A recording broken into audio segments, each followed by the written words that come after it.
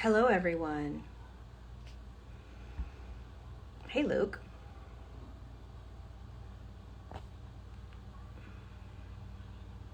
Hello. Is it me you're looking for? Good morning, good afternoon. Hi, Wes. I know, I wanted to share what came through on Untangled today. I just wanted to check in and share this really cool analogy that I saw when I was doing my Untangled show today on YouTube. If you missed it, I did Untangled episode 13 on YouTube. Just got over it. You can go watch it on YouTube. It was pretty good. Hi. I have so much gratitude for life right now. Like for being able to just connect with you guys. I'm sorry you're so depressed. It's intense right now. This is kind of why I wanted to come on. I wanted to share, thanks Healing Energy Tools. I wanted to share this analogy that came through today when I was on the Untangled episode. So they were saying how, I feel like I have so much energy moving through my legs I can't stop moving. I was getting this analogy of, okay, so some of us are really struggling, right? We're having a rough go of this human experience right now. It's, things are getting pulled from us. We don't have a job, or we have multiple jobs. Our relationships aren't working out. We're lonely. We're unemployed. We're sick, our family's sick, our kids are sick, I don't know, you name it, right? There's just a lot going on. There's always a lot going on in the human experience, but it's really intense right now on the planet, and there's nothing wrong with just talking about this. There's nothing wrong with pointing it out, right? And pulling it up into the surface and saying, yeah, it's intense. Yeah, we're struggling. Yeah, there's suffering. Yeah, people are having a hard go of it. Yeah, they're depressed. Yeah, they can't get out of bed. I think the more that we bring this up, the more that we talk about it, the more that we stop trying to pretend or stop trying to be positive all the time. It's like you have to see what you're in. You have to it's like almost like we have to normalize this in some way. It doesn't mean that you're perpetuating it. It doesn't mean that you're making it worse. That's a deep, deep program that we have been taught to believe, is that the more you talk about the fact that you're depressed, there's a difference between bringing it up and sort of moving it through you by talking about it and believing yourself to be it. I am depressed. I am this. This is going to last forever.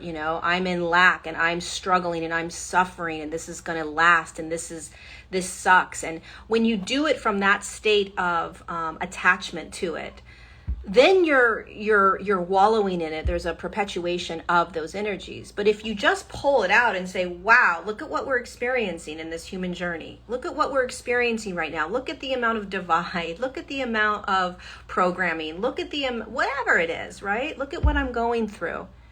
And I don't want to pretend any longer. I don't want to put on a happy face for my friends or my family and act like everything's okay when it's not.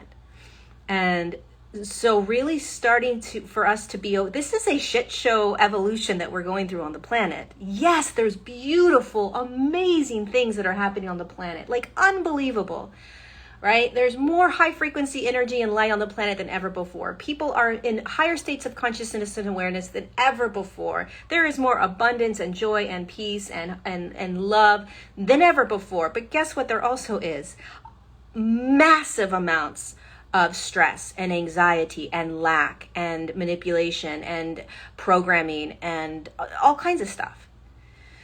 So this is the balancing or the juggling act of being able to disassociate from all of it, meaning I'm not any of this, I'm going through this. There's a movement, I am moving through this. Whatever I'm in, I'm moving through. right? So there's always this process of movement through whatever you're in, even if you've been in what you've been in for a really long time. There's always a movement. So here's the vision that I got today on Untangled. Yes, you can be sick of it. You can be angry. By all means, we need to feel the anger, because the anger, you guys, is unconscious or conscious awareness that we have been programmed to believe that we're not safe in this world. Now, when I say safe in this world, okay, I'm not saying that there are things in this world that make us unsafe. Like, there are children that are being abducted. Are they safe? Obviously not. Okay. People take things extremely literal. Are there people that are in prisons that shouldn't be? Are they safe? Like, no. Okay. So when I say that we are safe to be in this world and to experience it, what I'm saying is, from a generalized perspective, we're safe to feel what we're going through, meaning we can feel it. That's what I mean when I say we're safe. We're safe to go through this. We're safe to feel all of this, okay? So obviously there are millions of humans on the planet that are not necessarily in safe places. That's the evil and corruption that we're going to start to see more and more. I'm not in a disillusioned state. I'm not some spiritual bypasser that's like, oh my God, everything's love and light and we're so good and everything's so good and you should just go through everything and just be like, yeah, man, I've got this. No, quite the opposite. Fucking put your seatbelt on. This shit is hairy and we got a lot to go through, right? But when you are feeling the anger, you want to get that anger out, not on other people, but you want to express it. It creates freedom.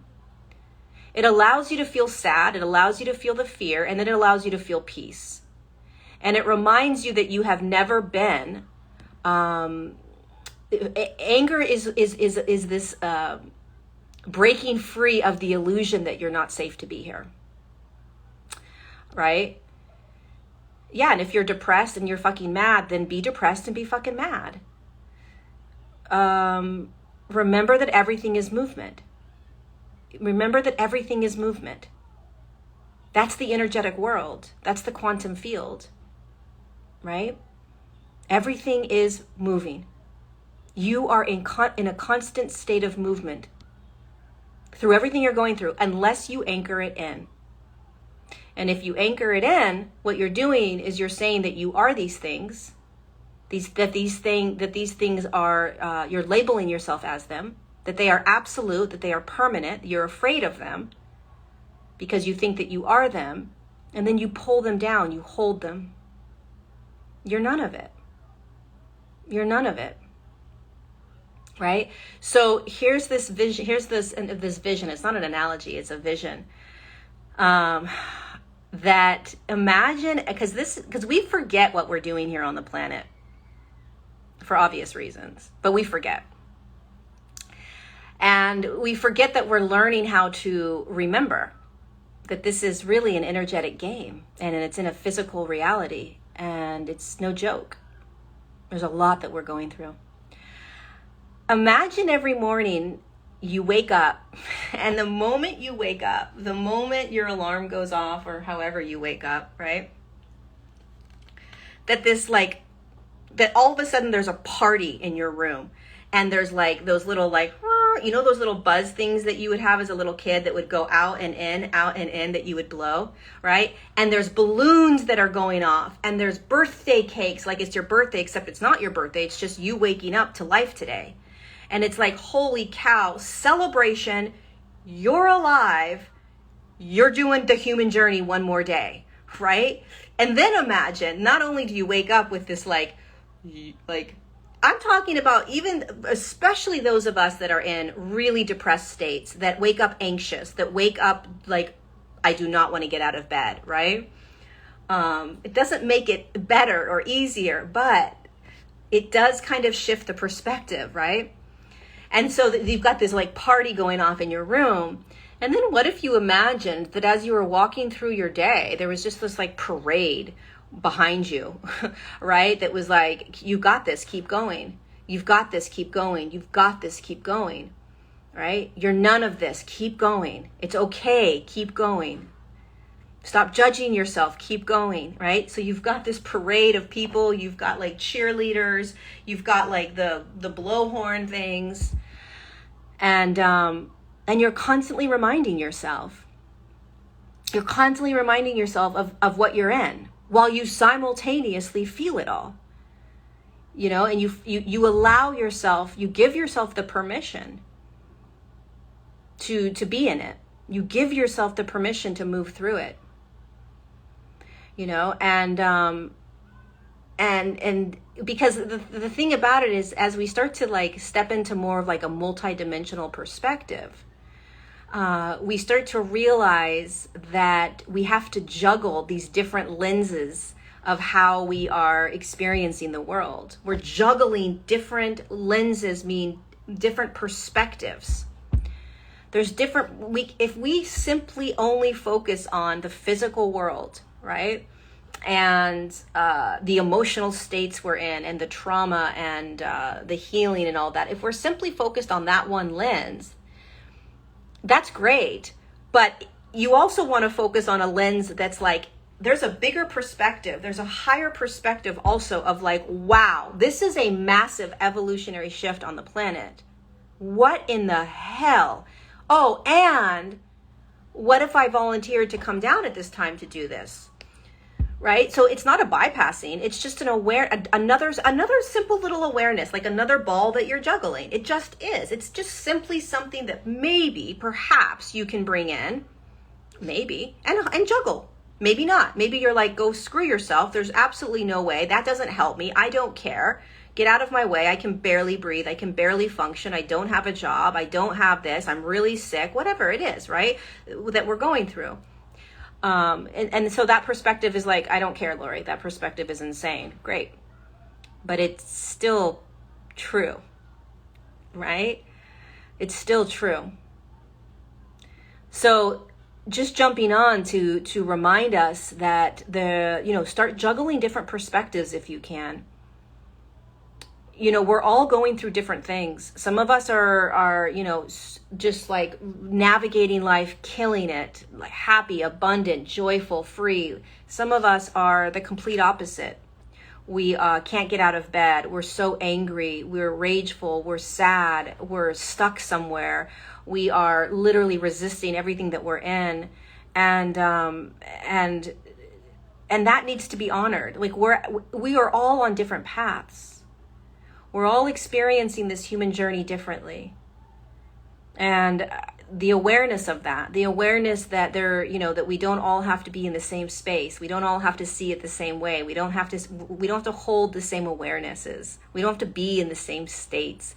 We don't have to have the same diets and the same whatever the hells, There's no such thing as if I'm here, somebody else should be here. If I'm in these states, then you're not in these states, then there's something wrong with you. No. We're all just literally courageously navigating this the best freaking possible way that we can. And there's no such thing as somebody, one of my biggest pet peeves is that there's this idea that, humans are more awake than other humans. And there's this hierarchy. The ones that are programmed still. We're all programmed, by the way. So anyone that thinks that they're not programmed, that they're on this powerful awakened state and they're looking down at all these other people, you might want to take a look in the mirror, because there's still deep programming that's in us. Deep programming. And the notion that you would even assume that you were above somebody else is programming. So this whole idea that, we have to wake people up. Listen, I understand what's going on the planet, but, and that, there are people that are understanding the narrative and people that don't see or hear the narrative. We are in pretty abusive, unconscious abusive relationships. But we only perpetuate and make it worse by creating more of a divide and a hierarchy. If you're awake, you'll do it this way. If you are in higher vibrations, you'll do it this way. This one I really love. If you're in 5D, you're going to live this way.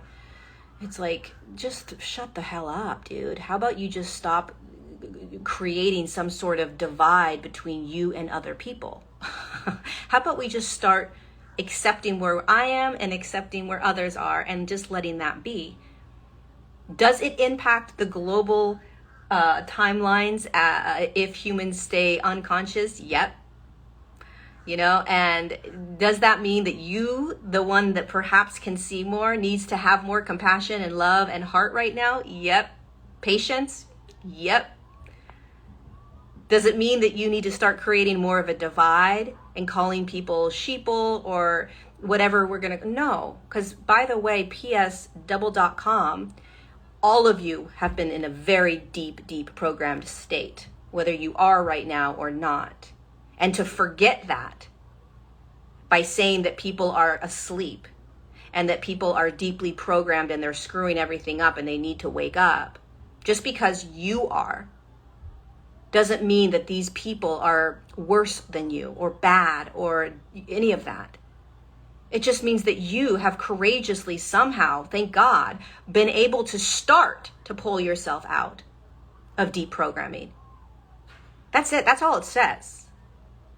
So you're not any better than these people, okay, that you are looking down on because they eat bad foods that you wouldn't eat, or they do certain behaviors that you wouldn't do, or they, like, so fucking what? You're better than them? No. You have just chosen a different path than them. And let that be okay. This is the greatest thing about us moving into these like higher states of consciousness.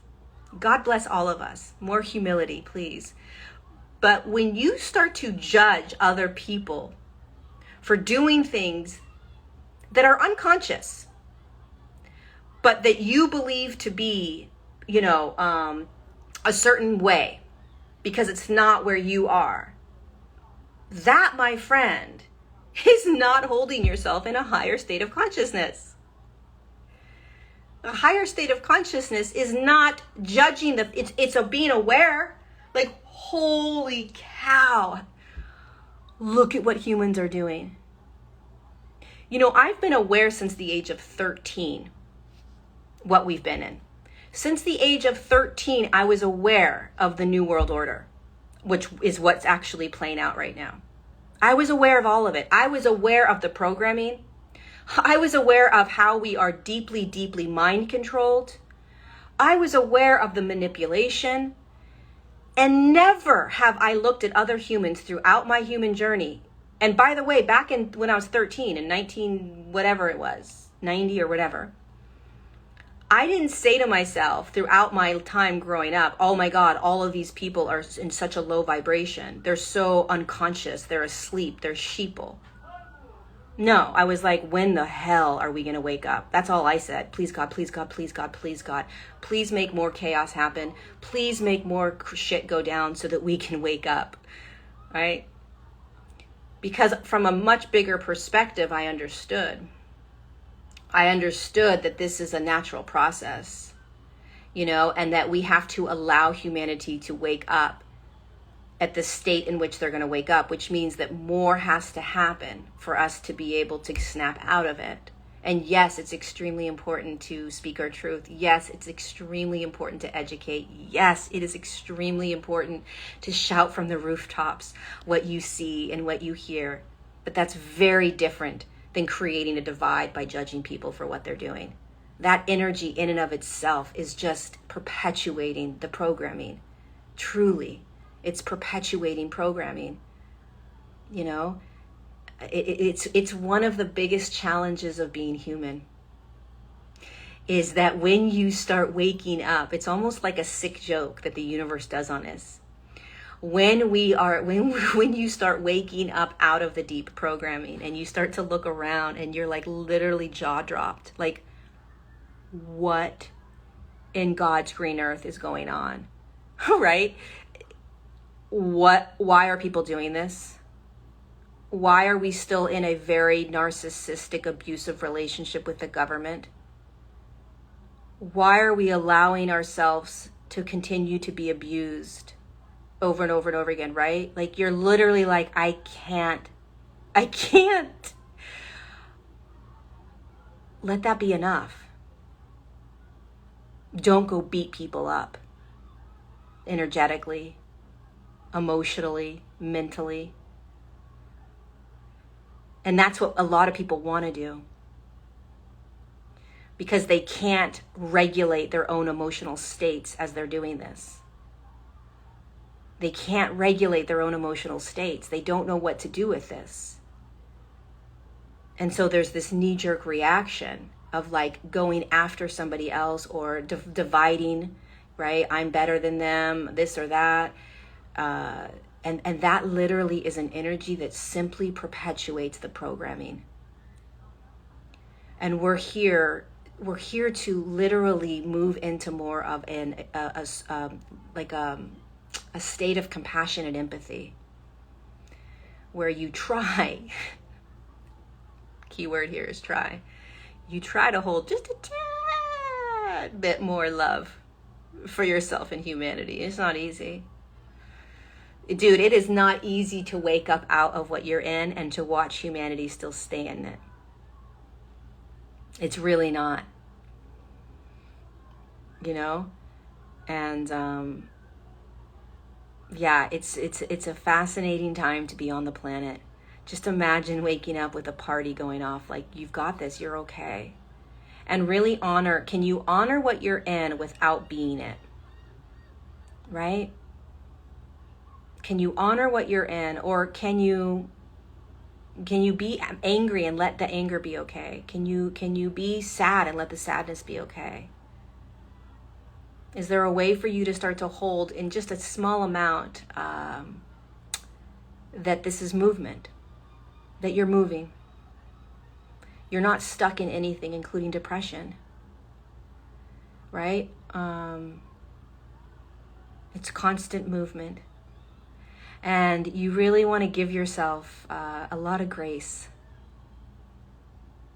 There is nothing, quote unquote, easy about waking up out of what we're in, what we've been programmed to believe that we are. I am constantly amazed at what we're going through. Constantly. Like, in awe. And I talk about it all the time, and I sound like a broken record, but it's because the more that it's talked about, the more that we discuss this and bring it to the forefront, the more it's just like, yeah, this is what we're going through. You know? And yeah, I did Untangled today. It was a good one, I think. I don't know. It was about intuition, resonance, trauma responses, a lot of relationship stuff. And just how to navigate becoming more energetic and feeling and reading energy more in a physical space, in a physical reality. So it's always interesting when I do Untangled, because I never know what I'm going to talk about. You know, I never know what I'm going to talk about. And then I just start talking. Feels like a diary. Yeah. Anyways, you guys, just wanted to jump on and just connect.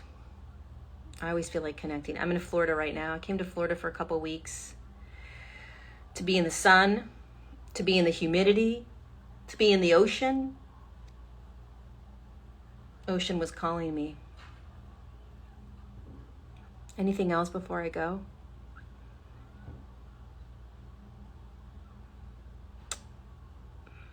Yes, I'll save this. Pay attention, you guys, to your knowingnesses, your intuitive knowingnesses. It's really, really getting stronger and stronger. The intuitiveness. Like, what are you feeling between you and somebody else? Thank you for the badges, you guys. Thank you so much for the badges. I really appreciate your support. Start trusting what you're feeling between you and someone else. Yes, I'm so excited for the 16th, Wes. My book's finally going to be released August 16th, The Divine Design. Dude, you guys, this book is going to, I don't know what it's going to do. Try not to have an attachment. Talk about attachments. Holy cow. I wrote this book, The Divine Design, the last 4 years. And yeah, to not have an attachment to how it's going to do is pretty challenging. But I can't come to Canada right now because I won't quarantine. So I'm not vaccinated and I won't quarantine. But listen, if they finally decide to open up and not have quarantine for 14 days, I would go to Canada in a heartbeat. Yeah, it's going to be on Amazon. It'll be, the audio version will be Audible. It'll be available on Audible by the end of the year. I have to record it. The Divine Design is a really interesting book. So it is, okay, so it's basically, it was downloaded to me from Higher Dimensional Energy. So I did not know any of the information that came through. None. I don't even, to this day, I have no idea. I didn't know any of this. Everything that came through me, literally through my body, and I wrote it, was information that I had never heard before. I didn't research. I didn't study things. And it's basically about the history of humanity and Earth. Like, how did Earth become? How did we get here? How did everything that we see become? How did the human body become the human body? How did we begin in a 5th dimensional density and awareness and move down into a 3rd dimensional density and awareness, which is where we find ourselves? How did that happen? Why is this happening? So it's like it's literally a historical account summed up like Cliff Notes that reads like a sci-fi movie.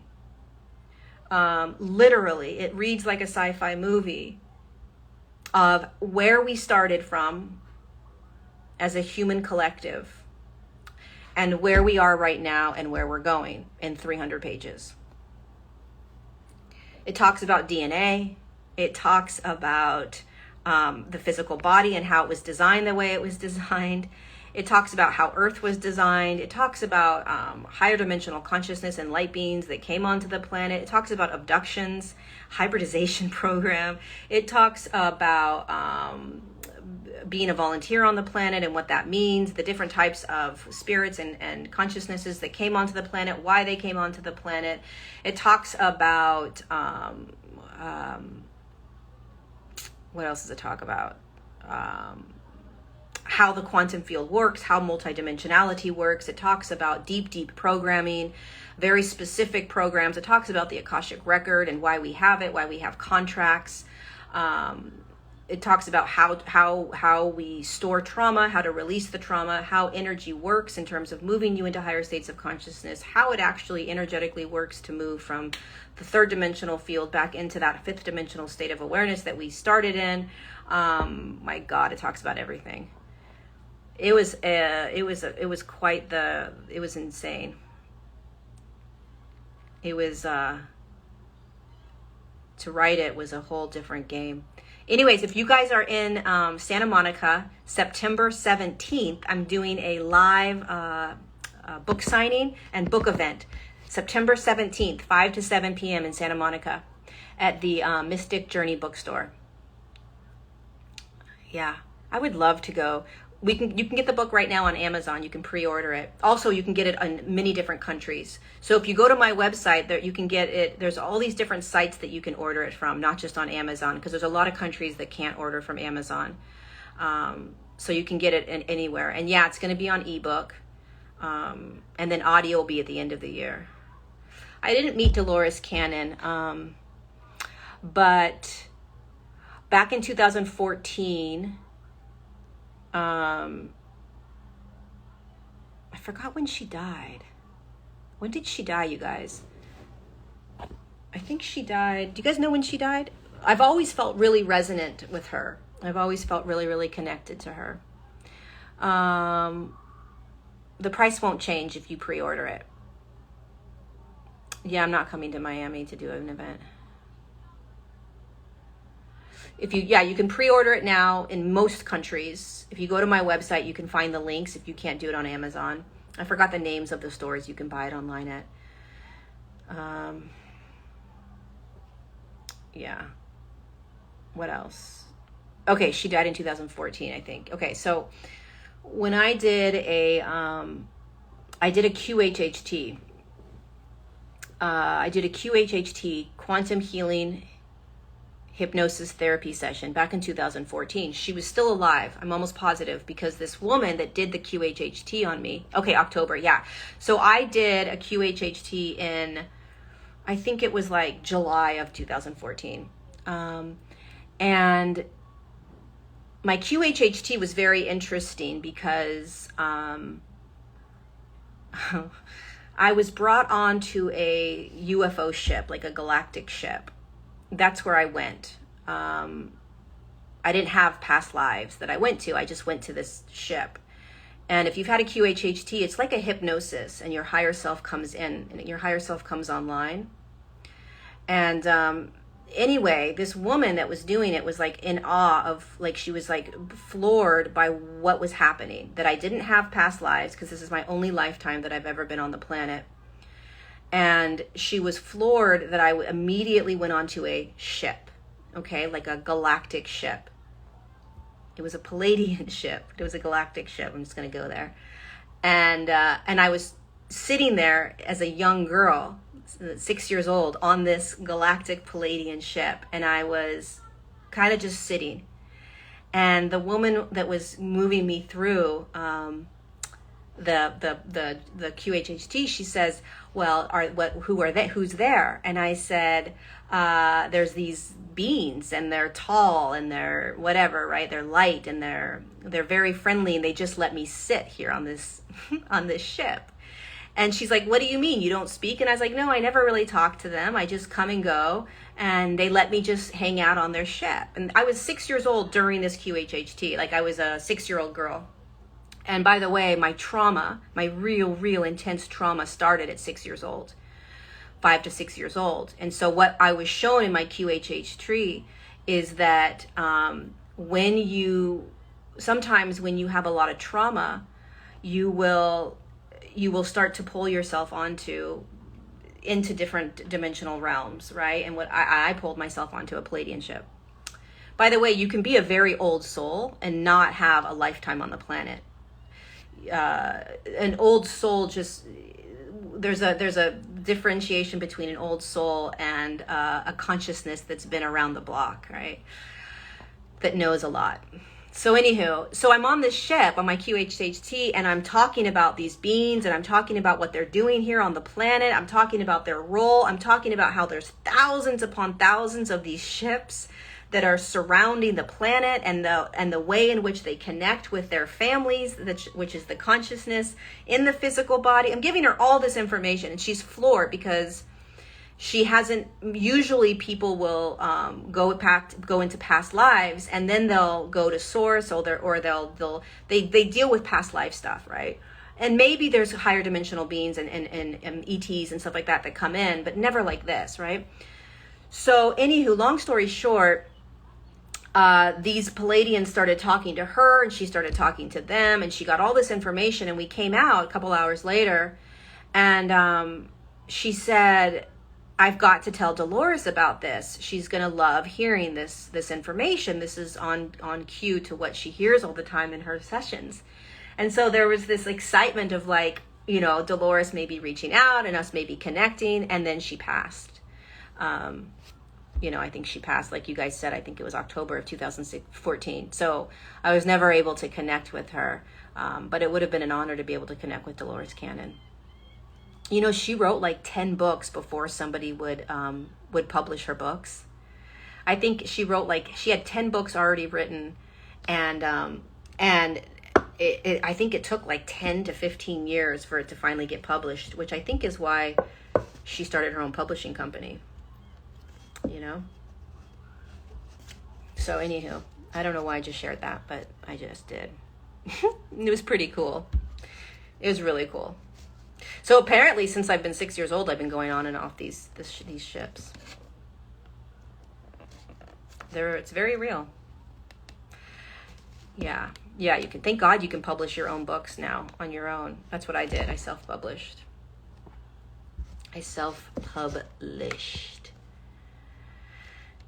Yeah, she was right about so many things. And I mean, she started figuring this stuff out in 1969, 1968, like way back. Yeah, humanity was not ready for her at all. I would love to send you a green coconut, Paula. 3 Waves of Volunteers is a great book. Yeah. Did it help you in healing the session? Okay, so what I went in for was I was on antidepressants. So I was on antidepressants for 10 years because I had an eating disorder for a really long time. And when I went into my eating disorder treatment facility and I came out, I went on Prozac, and just to help me, this was back in 2000, I don't know when, 2004, 2003. And so I came out of the eating disorder clinic and I got on antidepressants because I just needed to be even keeled to heal. And it was 2014. I was like, I need to get off these. I don't want to be on these antidepressants anymore. And so I knew that QHHT has the ability to access, the deep unconscious states and your higher self, and that you could heal instantaneously. So what I did was I went for the QHHT to do that. And at the very end of the session is where, during the QHHT, at the end of the session is where they go into deep, whatever that state is. Your higher self comes online even more, and you can heal. And you can heal things instantaneously.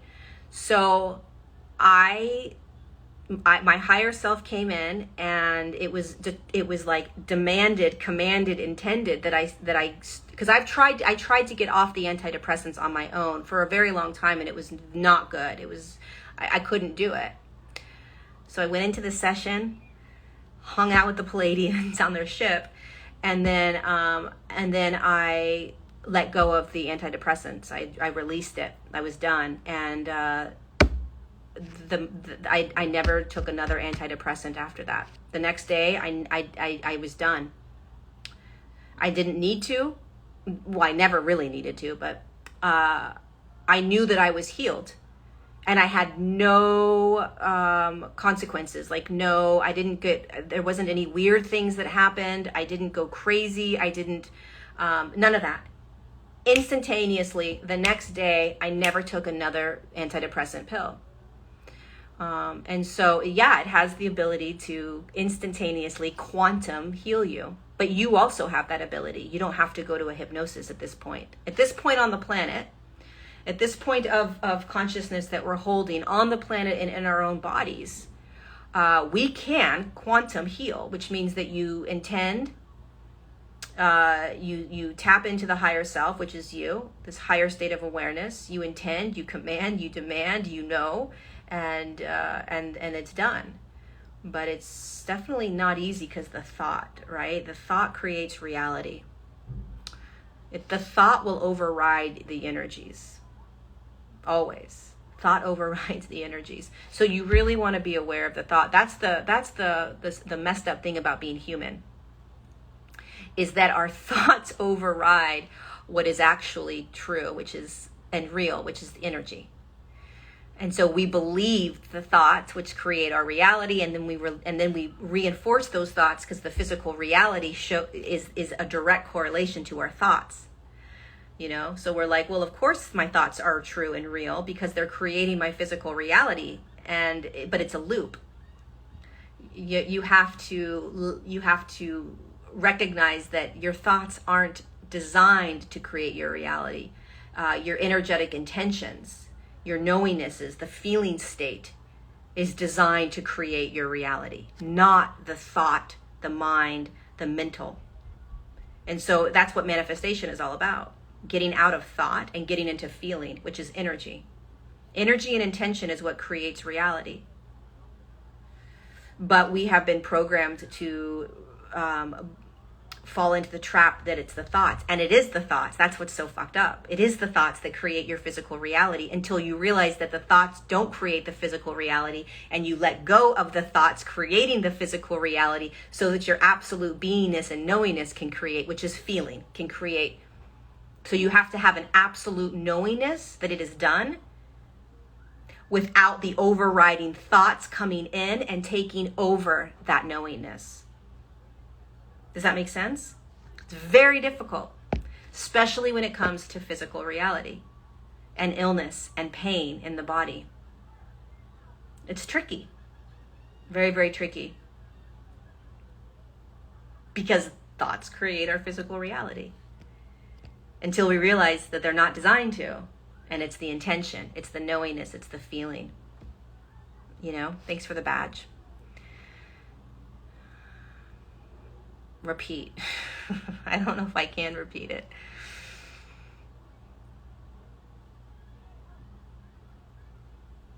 Anything else before I go? I have a call in an hour.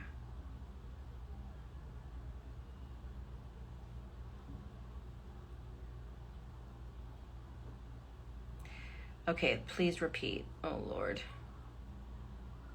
So we live in the human experience, and the human experience has taught us that our thoughts, what we think, creates our physical reality.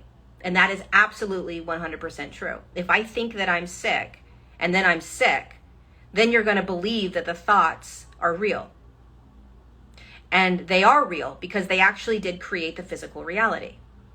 So that's an absolute. Your thoughts will create your physical reality. And if you're unconscious to your thoughts, then there's a victim role.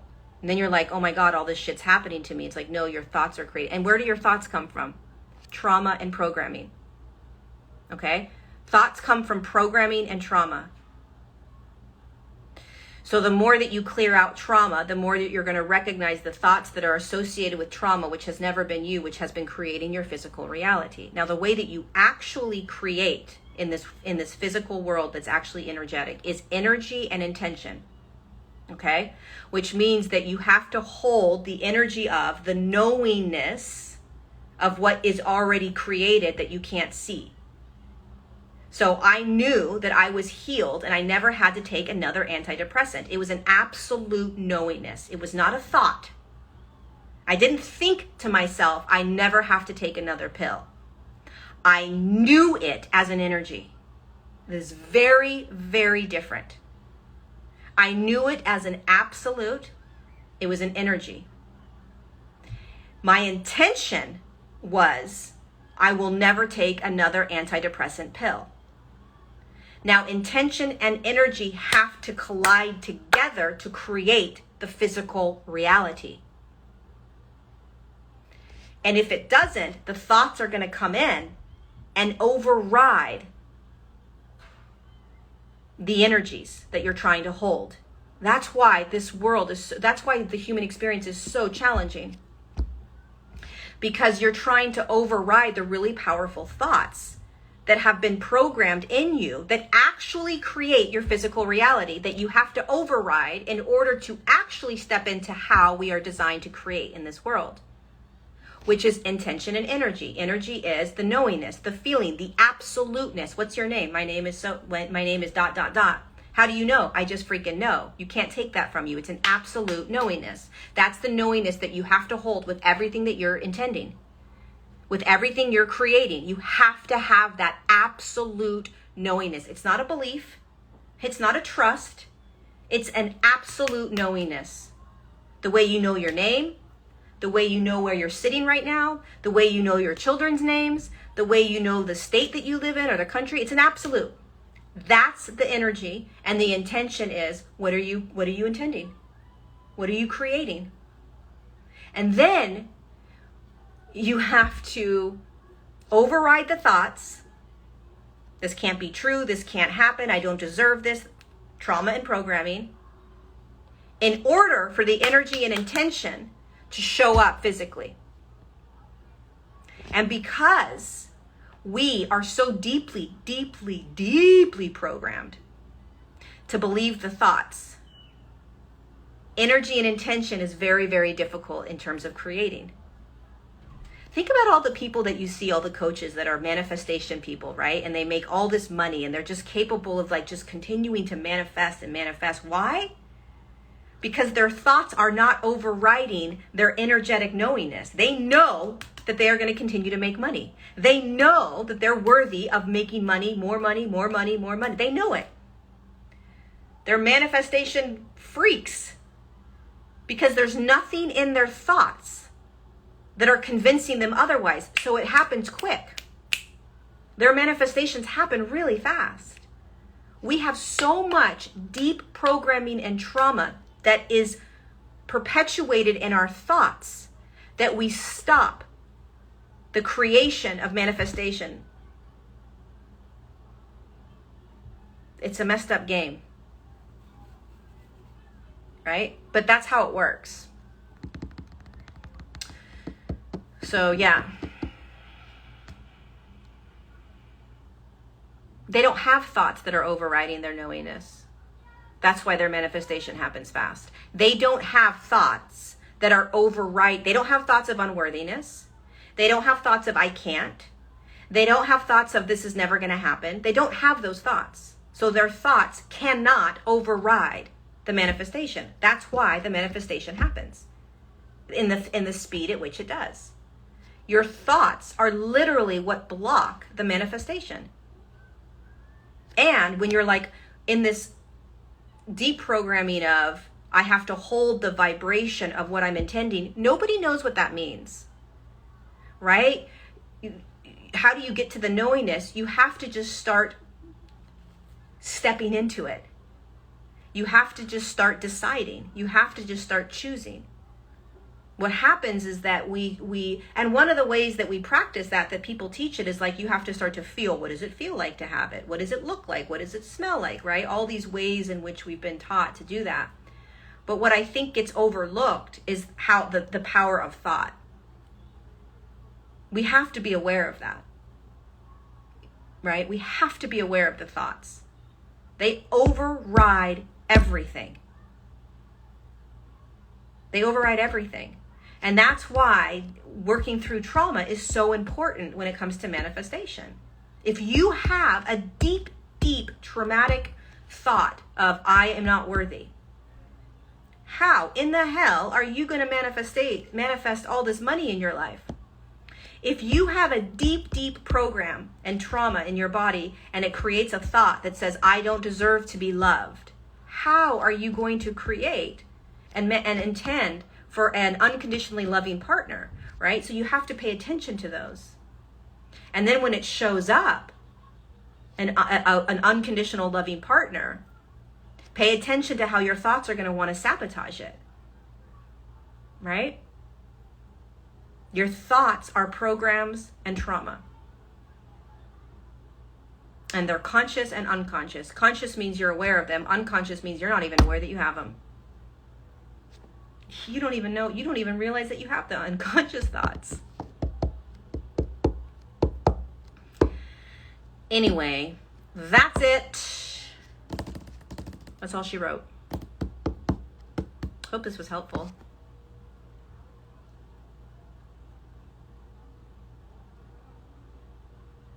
If you're in a relationship with someone that's deeply traumatized, you're in a relationship with someone that's deeply traumatized, how is it playing out, right? I mean, we are capable of being in relationships with traumatized people. We're in relationships all the time with traumatized. We are traumatized, right? It's just a level of degree and how we want to play in it, how we want to be in it. You know, you never want to be emotionally abused, physically abused, mentally abused. You want to pay attention if you're in some sort of abusive relationship. Thank you for the badge so much. I appreciate the support. But yeah, you want to pay attention. You don't want to perpetuate any type of abuse.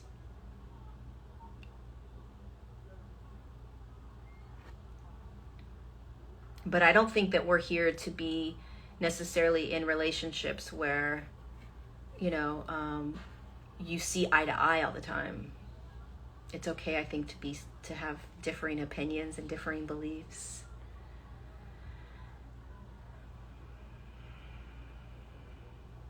How do you heal the trauma? I mean, for me, the way I continue to heal my trauma is that I allow my trauma to show up when it shows up. And how do I know when trauma is showing up? First of all, I don't label it trauma. I don't try to find trauma. I don't say to myself, oh my gosh, I'm healing trauma right now. What I simply do is I am present in my day, throughout my day, and I allow myself to just literally feel everything. And I'm constantly observing how I am being. I'm observing the thoughts I have. I'm observing the way I treat people, the way I treat myself. I'm observing the behaviors. And as I'm observing it, I'm recognizing to myself, wait, is this a pattern? Is this something that I have done over and over and over again? Is this something that has blocked me from stepping deeper into self-love? Is this something that has convinced me that I'm not acceptable, that I'm not lovable, that I can't be seen, right? So I'm constantly observing me all day long, and that's how I heal. And through that observation, I'm able to choose. And I'm constantly holding compassion. I'm talking it out with friends and family. I'm journaling. I'm doing a huge amount of self-care. I am constantly moving through trauma. I just don't look at it as, oh my God, I'm moving through trauma. Oh my God, I need to go find my trauma. Oh my God, is this trauma? I don't do that. I don't look at it from that lens. I don't care. All I care about is that I am showing up and experiencing everything all day long. And that I'm not bypassing, pretending, ignoring. I can't remember the last time I pretended, ignored, or bypassed what I was experiencing. I don't have to like it. And I can get upset with myself over it. And I can continue to perpetuate it, which I do all the time. So what? I'm always going to be giving myself opportunities to continue to see what I'm feeling, to hold myself while I feel it, to allow myself to feel it. You're just becoming a scientist, exploring, navigating, understanding, seeing, feeling, watching, right? If you don't have family or friends, I don't know, find a tree, find an animal, find an ocean, find a river, find a park, find a flower, find a teddy bear, find something else that you can voice it to. Because I truly believe that getting it out is very beneficial in healing. You know? Do I ever feel like I'm going crazy from constant self-help? I don't see it as self-help. So that's the thing. I don't see myself as healing. I don't see myself as in a self-help state. I see myself as evolving. I see myself as there's an excitement of like, oh my God, what have I been in? What am I going through? Wow, what the hell have I been doing my whole life? I see it like that. There isn't this like, oh my God, I'm constantly in this self-help state. I'm just constantly observing and aware of me. Now, listen, does it drive me crazy that I'm constantly aware of myself? Yeah, but I'm used to it, so I can juggle it. I came to Florida to hang out in the ocean. I'm going to go literally float in the ocean, right? I give myself massages more often than some people. I watch a hell of a lot of Netflix at night to completely zone out, right? I watch Real Housewives of Beverly Hills. I do things that I need to do to take care of myself, right? But I don't see myself as in this state of healing. I see myself in a state of evolution, which means that I am constantly aware of what I am in and what I am moving out of and what I'm moving into. That's how I see everything. That's how I see all of it. I don't see it as I don't see it. That's the lens I use. Do I ever go to the salon? Sure.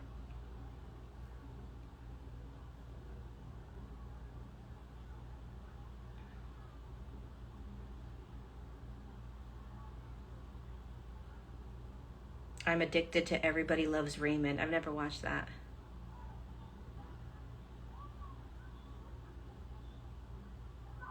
Do you have out-of-body experiences? Do I have out-of-body experiences? No, I'm pretty grounded. I can bilocate. I can move myself into different dimensional fields. I can move myself into a ship or a craft, UFO ship. We guess you'd call it a UFO, you know, higher dimensional. I can move into different dimensional fields, but I don't usually do that. I'm very grounded, very, very human, very heavy in this. I don't know what a salon has to do with this. I don't know if panic attacks are a good thing. You know, I've never been one to really experience panic attacks, so I can't really speak to them.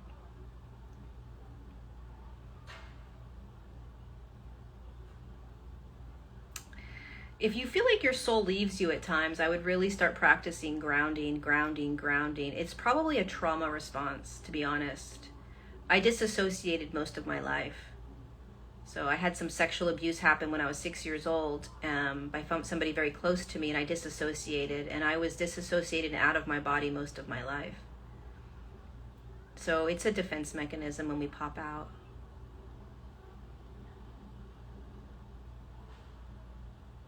How much urine can I start with? And can it be mixed with anything? Yeah, you can mix it. I wouldn't sip on it. I would drink it. But I would drink a lot of water, or like coconut water if it's your first time drinking it, and really get it a little bit more diluted. But yeah, you can put it in smoothies. I mean, whatever. I just drink it by itself. I don't know how it feels when the soul leaves.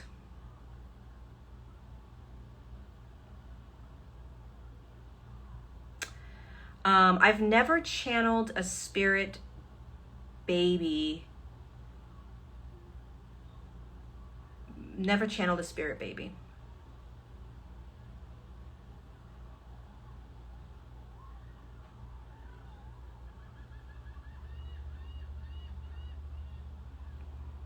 How did you make peace with the person who abused you? So, it's a good question. I was going to do an untangled on this.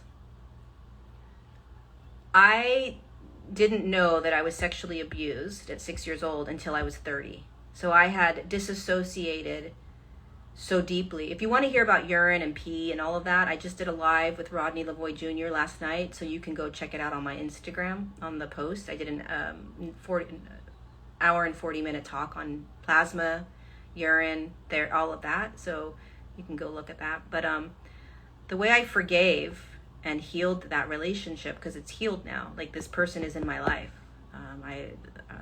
They're in my life now. But I disassociated when the sexual abuse happened, and I didn't know that I was sexually abused at all. And it wasn't until around the age of 30 that I started to have memories. And looking back, my relationship with this individual was always weird. It was always a very weird relationship. Not normal. And so it started to make sense. And then it took me it wasn't until about 6 years ago that I told this individual that what I know to be my truth. I confronted this individual, and which was the hardest thing I've ever done. I confronted this individual and told this individual that I can't have them in my life, blah, blah, blah. And then I allowed myself to be in this experience of, this person may never be in my life again. I may never, ever have this person in my life ever again. And I needed to come to terms with that. I needed to be okay with that. So I had to let go of any attachment or expectation to this relationship, this friendship, any of this, whatever this was, this person in my life. And I did that. But that's what I needed to do. I didn't say to myself, oh, in 6 years, I'll reach out to you. I didn't say to myself, oh, I just need to heal and forgive, and then we'll be friends again, or you'll be in my life again. I didn't do that. I stayed very present with it. And so I confronted the individual, and then I told the individual, leave me alone. You're not in my life. You're done. And then I started to, something happened this past year. And it actually wasn't until March. So I didn't see this person for 5 or 6 years. And then in March, I saw this person for the very first time. And I had somehow, I don't exactly even know how I was able to forgive. I don't know what I did to forgive. I don't. I just know that all of a sudden I had forgiveness. I felt forgiveness. And it didn't matter if this individual ever took responsibility for what happened. It didn't matter if this person apologized. None of that mattered. What mattered was that I was at peace, that I was no longer healing, that I no longer had anger. It was like something happened during those 5, 6 years, and I was able to forgive. And that's not everyone's going to do that, and you don't need to. You don't ever need to forgive somebody that sexually abused you or that physically abused you. You don't. You get to decide your life. And it doesn't mean that you're better than or less than person if you forgive or if you don't forgive. This is your world. You get to do it. And I never had any intention of forgiving this person. Never. Again, I had no expectation or attachment to how any of it was going to go down. This is why staying present to whatever is so important. Because the moment I started to feel forgiveness, I was like, holy shit, maybe this person is going to be in my life. And then I met up with this person, and I had no anxiety. I had no attachment. I had no fear. I had no need for this person to apologize. I had no need for this person to acknowledge, because I had healed and I was complete. And so this meeting was more of like, to me, this meeting was going to be, am I going to be able to have this person in my life again, or is it completely done? That's what the meeting was for me. That's it. Never did I need anything from them. And so for me, I was like, well, maybe they'll be in my life again. Maybe they won't. I will know as soon as I connect with them live. And as soon as we sat down, this individual apologized for everything that happened. And it floored me, because it was brought to my awareness at that moment that I had never had an expectation of this person apologizing. Never. I never, ever thought, needed, or expected that. That wasn't necessary for my own healing. It wasn't necessary for my own forgiveness. It wasn't. And this is just my own journey. This is just my experience, what I did. And I would never, ever, especially with physical abuse, sexual abuse, I would never tell somebody what they should do or how it needs to go, or you need to forgive in order to heal. Never. Who the heck do I think I am to tell somebody that's been sexually abused how they need to do this? No freaking way. That is shame on you if you are a teacher telling somebody that. Because everybody's journey with sexual abuse needs to be honored and respected. And however they need to navigate it, they get to navigate it that way. And if you decide that you're going to heal without ever forgiving that person, then fuck yeah, you're going to. And shame on anyone that tells you that you have to forgive in order to heal. Nobody gets to tell you if you've been sexually abused or physically abused, emotionally abused, mentally abused. Nobody gets to tell you how you heal. No one. You heal the way you choose to heal. And you never have to forgive if you don't want to. Ever. ever.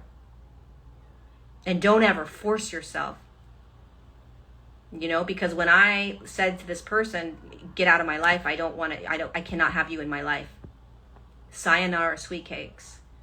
I came to terms with never seeing this person again. I didn't say to myself, I need to forgive them. Never said that to myself. I never tried to forgive this person. In fact, I did the opposite. I was like, listen, I don't care if I forgive him or not. I could give a shit less. I am not going to try to forgive this motherfucker. Are you joking? Have you lost your mind, right? You just are where you are. You just are where you are.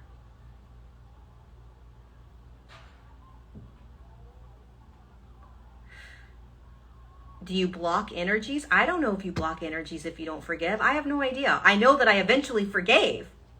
So there's definitely something powerful about forgiveness. But I am very, very careful when it comes to sexual abuse or any abuse to tell somebody that they need to forgive. Am I free from the abuse because I forgave? I guess. But I'm not going to tell you to forgive in order for you to be free. It's too delicate. It's way too delicate. Was it miraculous what happened? Yeah, I think so. Does it show you how when you stop attaching to an expectation from someone, that miracles can happen? Yep. Why would I keep this person in my life if they were violated? Because I can understand what was occurring, and there's no excuse. But for me, when I went through all the anger, when I went through all the rage, when I went through all the sadness for years, and I sat with it and I gave it to myself, I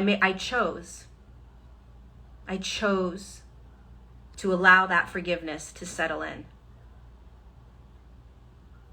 And it's a choice. That's it. Right? When forgiveness starts to settle in, because I don't know where it came from, it just started happening. When forgiveness started to settle in, I questioned it. I was like, why would I want to forgive this fucking fuck? Right? I questioned it. And then it just kept settling in. And it kept coming in. And it kept settling into my body. And it took over. Forgiveness just literally took over. And there was this feeling of like, it is what it is. This happened. And these are the states of awareness and consciousness that this individual was in. And it doesn't make it right. And this person never should have done what he did. It really, literally altered the entire life that I've lived. But do I want to stay in that? Or do I want to shift out of it? Now, I didn't choose to shift out of it. This all naturally happened. This is why what I do is what I do. And I don't try to tell people how to do it. But what I do is I simply allow myself to experience whatever I'm in. I never say to myself, Lori, at some point you're going to have to forgive this person. No, when I was angry and rageful and thought I would never see them again, I was in that. I experienced that. I let that be okay. I let it be okay.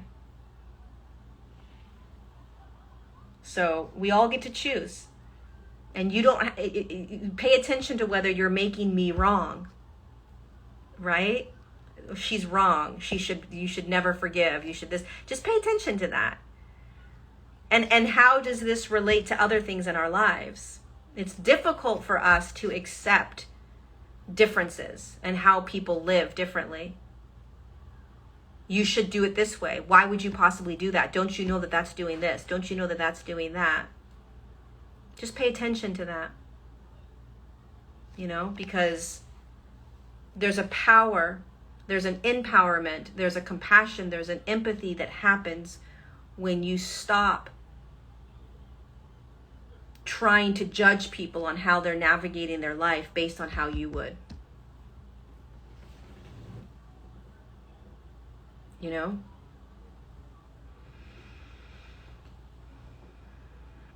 So there you go. God, I went on all different types of tangents. Jeez Louise. Sweet baby Jesus. Sweet baby Jesus. All right, I think I'm done. Yes, forgiveness is for me, not the other person. Thank you. That's the best way to describe it. It's a forgiveness that I felt that was beyond kind of forgiving this person. It was deeper than that, you know? It was deeper than that. It was, it didn't matter anymore. I was free. You know what forgiveness does, you guys? It frees you. But you can't force yourself into forgiveness, but forgiveness will free you. It will free you. And then you get to choose. Yes, I did feel like the antidepressants were necessary for me back in 2003 when I started them. I'm still on. I don't know, how long have I been on? An hour and a half? We went from, I don't know, jeez Louise, we talked about everything. Yeah, it frees you, not the abuser. It's not about the abuser, it's about you. You know? And we did sign up for this, whether you believe that or not. How many years have you have been in disassociative state? I was in a disassociative state, I don't know, since I went from 6 to like 30 probably. You know? You drank your urine this morning. Yay! Oh my God, I love it. Quantum Casey, yay, yay, yay, yay, yay. I snorted my urine this morning. I snorted it. Dude, if you want to get some, like, if you want powerful energy and just to feel like, woo, snort your urine. People are like, what the hell are you talking about? Go watch my live that I did last night with Rodney. It's on my Instagram.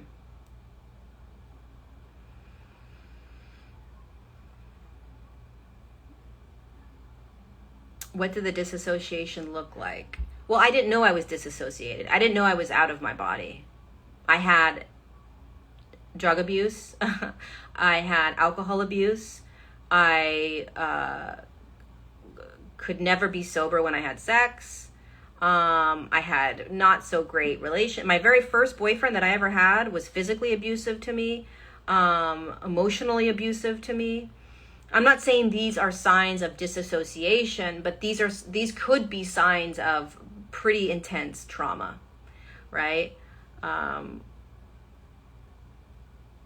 You're trying to, when you disassociate, you're doing everything in your power unconsciously to not feel. And so anything to not feel is what you're going to do. And because we are in an energetic world, so we're always feeling, you're going to use things to not feel. I had an eating disorder, right? Did all kinds of drugs. I was at a point right before I got sober where I was doing cocaine at work. I was literally snorting lines in the bathroom in my private equity job, you know, while I was drinking. And almost losing my job because of my drinking. You know? Have I astral traveled? Yes, I've astral traveled many times. I'm very good at bilocating and traveling. I just don't really find it useful right now.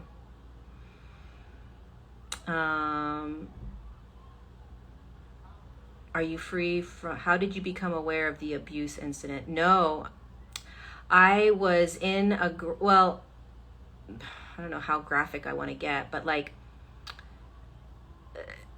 so when I would have sex with men, there would be these like really weird images that would pop into my head during the sex, and it would be of this abuser, and it was like, what the fuck? And I would literally like stop having sex, or I would start crying during sex. So there was always like weird sort of once in a while things that would pop in.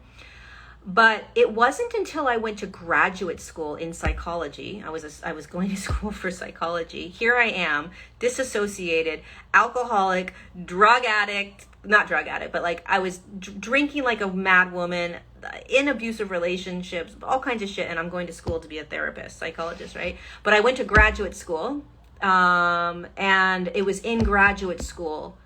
Yeah, so I started having flashbacks, thank you. But it was in graduate school where I remember walking down the street, and I remember thinking, oh my fucking God, I think I was sexually abused. And it wasn't like a snap.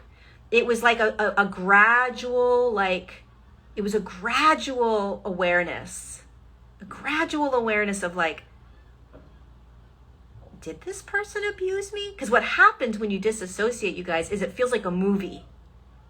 It doesn't feel real. It feels like you're watching a movie and you're like, I'm dreaming that. When you disassociate from trauma, physical, sexual, maybe even mental and emotional, if it's very traumatic, you'll disassociate. So you pull yourself out of your body, literally, like you're energetically gone. You are not remembering this. I am not remembering this. I am not remembering this. I am not remembering this. I'm not safe. I'm not safe. I'm not safe, right? And then when it's time to remember, these memories will start to come back that feel like a movie, like a dream. It literally feels like a dream. You're dreaming it. Then you think you're making it up, but then they don't go away. And I remember walking down the street in graduate school, and I was like, I think I need to accept that I was sexually abused. Why?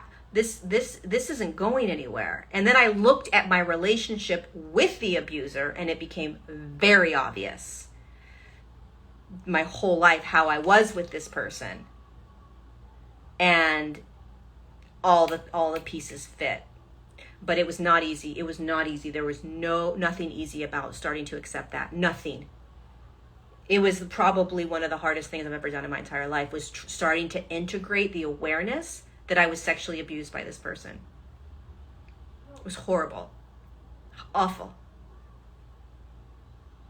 Like, yeah. So that's why it took, I don't know, over 10 years to navigate that, and to accept it, to actually accept what I had to accept was,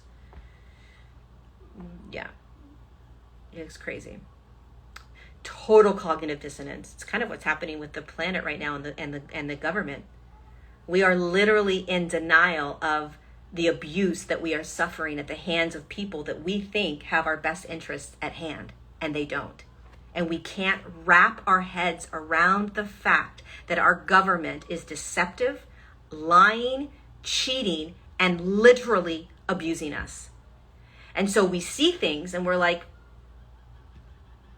nah, they wouldn't lie to me. No. They wouldn't deceive me. We can't grasp. That's cognitive dissonance. You can't wrap your head around the actual physical experience that is right in front of you. You just can't. You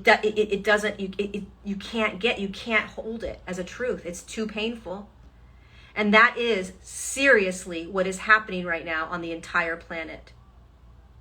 We have been in a very disassociative, unconscious relationship with authority figures like the government. And it's very, very difficult to start to look at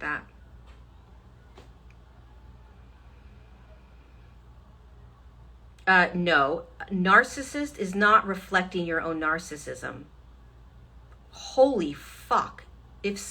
Wowzers. No. Wow, that's shocking that somebody said that. God bless them, but no. No. Oh my God, that's so dangerous. If you are in a narcissistic relationship, that narcissist is not necessarily reflecting your own narcissism. Wow, that's a really dangerous statement to say. It may or may not be true, but I was in a very, very narcissistic relationship for 5 years. And I can tell you from my own experience that person was not reflecting my own narcissism. Holy shit. That is very dangerous to say. Wow. Holy fuck. Sorry, that just shocked me. Yeah. Be very careful, whoever had that comment. Be very careful, because that is literally gaslighting you. And what is gaslighting? Gaslighting you is telling you that you can't feel what you're feeling, that it's not true, it's not real, that you shouldn't be feeling it, that you're making it up, right? Wow. That's insane. Why would someone say that? I don't know.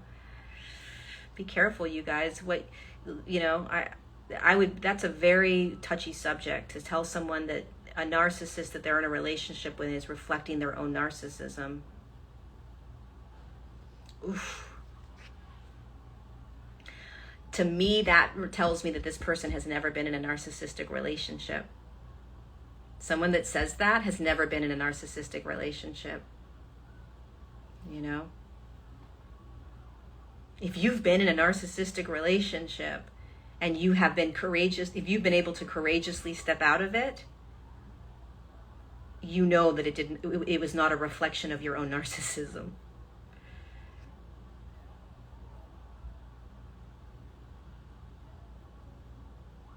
Yeah.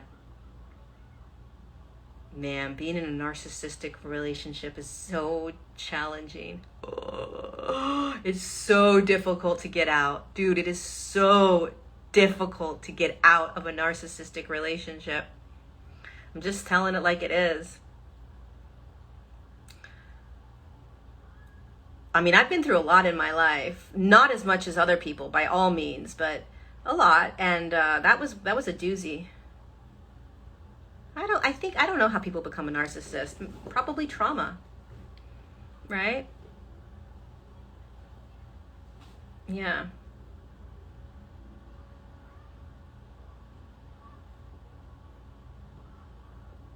It's crazy. Until one day you finally see the light. I mean, I saw the light for many days. I prayed and prayed. I got on my knees. Oh, it was a doozy. How did I get sober? I went to AA. That's how I got sober. I went to AA for about 7 months, and then I just, stayed away from alcohol for a long time. All right, I got a call. I don't know how I stayed on for almost 2 hours. It's been fun. I've enjoyed this. I've been enjoying this conversation with you guys. Oh, dude, narcissists. Oh my God, dude, they convince you of so much. You feel crazy. Yo, Brett, what's up? I hope I get to see you while I'm here, my friend. Yes, I can't wait for you to come here and for us to jump in the water, for us to jump in the ocean. If anybody needs freaking, what are those called that you put on your house? Brett, what are they called?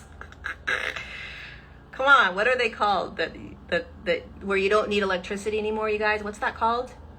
Solar panels. If you guys need solar panels, any state that you're in, if you need solar panels, reach out to Brett. He just jumped on. I don't know what his handle is. There he is. Brett Lindbeck. Follow him if you need solar panels, or if you're in Florida and you want to sell your house or buy your house. Yeah, solar panels. I couldn't think of what those things were that go on houses. Oh, Lord. Does Australia have solar panels? Aren't they all over the world? Aren't they all over the world? Dude, reach out to Brett. He'll get you solar panels. Serious. Woo-ah-la-la. Oh my God, an ocean cleanse. You guys want more on narcissism? I have 10 minutes. I have to go. I have to get ready for my call.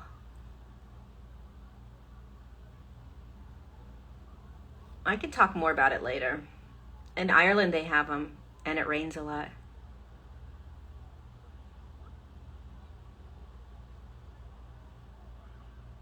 I finally broke out of it after 17 years. Good for you. Good for you. Next time. Next time, I'll talk about narcissism and how I got out of it, what it was like for me.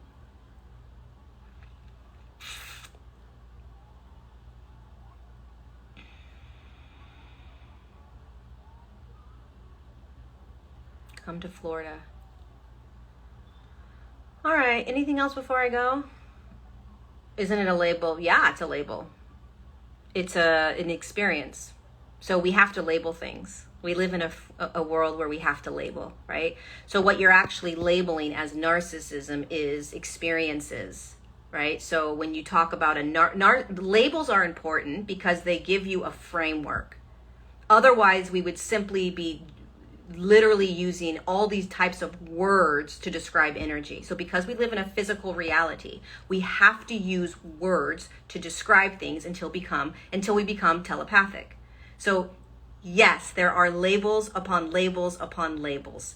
There's nothing wrong with labeling. It's if you are attaching to the label as if you are it. Now, is this person a narcissist? Meaning, are they presenting themselves with narcissistic tendencies that we would call ... Yeah. Are they an actual narcissist? No, of course not. They're a spirit. They're a consciousness. They're a soul, right? Do we need labels? Yes. Are we labeling them a narcissist? We sure are. Welcome to being a human. Yes, we are labeling people. You're not, but I am not telling you that this person, when we say they are, right, a narcissist, you're experiencing narcissistic energies. We have to describe energies with words. Right? So this is the balancing of the energetic and the physical. So we have to be able to balance that. And so basically it's like, what are narcissistic tendencies? It's ... What does it feel like to be with a narcissist? It's ... Right? So instead of saying like, oh, I'm experiencing ... We clump it together and put it in a label, right? It's about attaching to these labels. It's about saying that you are this label. That's what you want to just pay attention to. But we need labels. How are you going to describe things in this world? All right, I got to go. I love you guys. And thanks for being on for almost 2 hours with me. I had a lot of fun. If you missed this live, we talked about freaking everything in this live. Like, go back and I'll put it on Instagram, Facebook, and YouTube. So there you go. Love you guys. Bye.